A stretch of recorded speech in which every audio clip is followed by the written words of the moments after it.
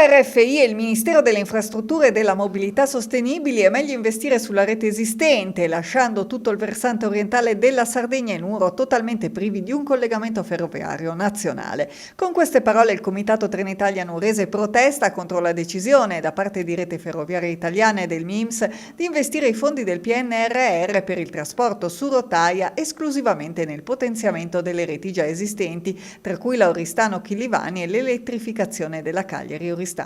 Nessun riferimento al progetto di realizzazione della tratta Nuoro-Olbia, che prevede anche la trasformazione a scartamento ordinario della Nuoro-Macomer, per la quale il Comitato Trenitalia Nuorese si batte da anni. La tratta Nuoro-Olbia è l'unico grande progetto infrastrutturale della provincia di Nuoro, incluso tra le proposte per il PNRR, e che rientra nella missione 3 sulle infrastrutture per una mobilità sostenibile, che richiede ai paesi investimenti per colmare il divario tra i territori e le aree rurali. È il tempo a disposizione agli sgoccioli. A dicembre scadrà il contratto di gestione della Nuoro-Macomer con l'ARST, una data cruciale per il progetto, perché qualora il contratto venisse rinnovato ad ARST, il treno del PNRR andrebbe perso. Come già sono andate perse le occasioni del 2016, quando 400 milioni di euro della cura del ferro sono stati interamente destinati alla dorsale sarda che collega Cagliari con Golfo Arance e Porto Torres. Ora si è nuovamente voluto investire sulla rete esistente, trascurando tutto il versante orientale e le aree intorno a Nuoro, a tutt'oggi l'unico capoluogo in Italia a non avere la ferrovia nazionale.